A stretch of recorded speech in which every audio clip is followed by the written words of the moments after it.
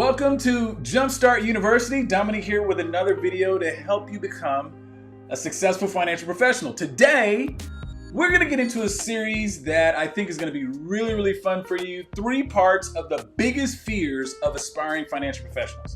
Yes, I know, biggest fears, biggest questions that you're asking, the things that are keeping you up at night. But before we get into that content, if you're new to the channel, be sure to hit that subscribe button so you always have the latest content on how to become successful in financial services. So let's talk about what I've heard dozens of aspiring financial professionals have questions about. The first one is, how do I get started? Everyone asks this question. It's a lot of angst around this. The next one you're going to probably ask is, how do I get hired, Dominique? How do firms find me? How do I get found by firms? And the last one is going to be, what type of designations do I need to go after? Now, if you're asking these questions, I am here to help, so do not fear.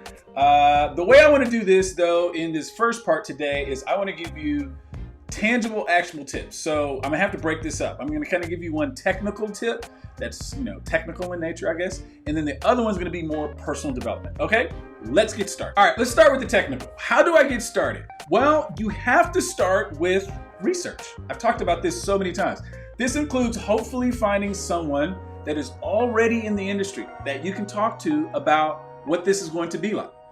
When did they get started? How did they get started? Who did they talk to? What do they like or dislike about what they do right now? And most importantly, what would they do differently if they had to do it all over again? This type of stuff is the kind of things you want to be asking your mentors and or coaches or people like that. The other thing you might think about doing is reading plenty of job descriptions for entry-level positions for RIA firms and get familiar with what those jobs would entail.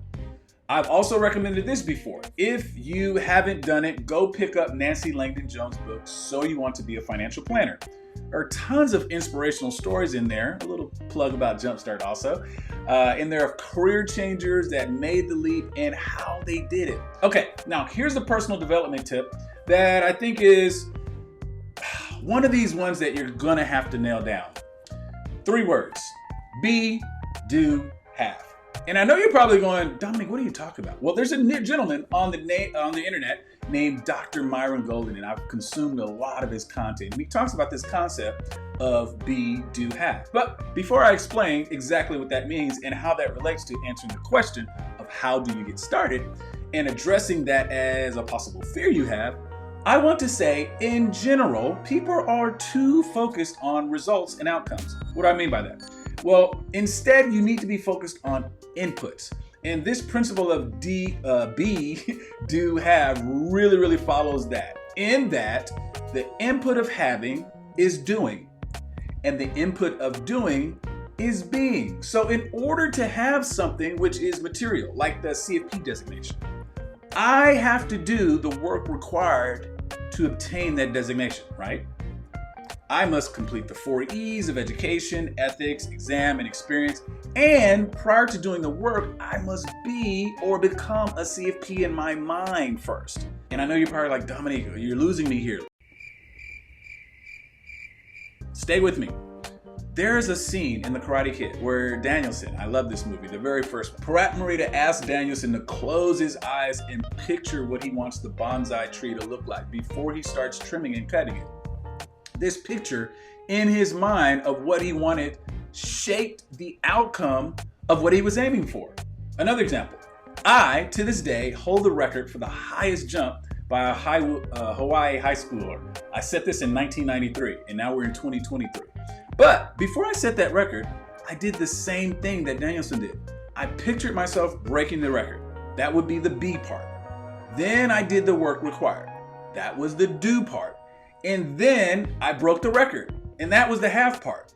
So what I'm suggesting to you as an aspiring financial professional is that the answer to how to get to where you want to be largely lies within you. Based on the research that you've done so far, what do you think is your next step for making the leap? Do you need more research? Do you need a coach or a mentor? Do you need to enroll in a course? Take that next step. Believe in yourself. You have to believe that you can be before you do, before you have. And you got to start talking positively about yourself. You can't be negative, even if you failed the test or two. Don't worry about that, okay?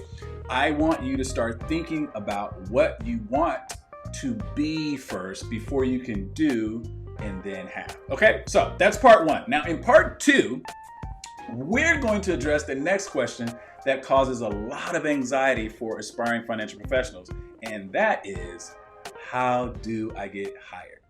See you soon. Oh, by the way, don't forget to hit that like button and subscribe to be notified when we upload the next video. Okay, see ya. Bye-bye.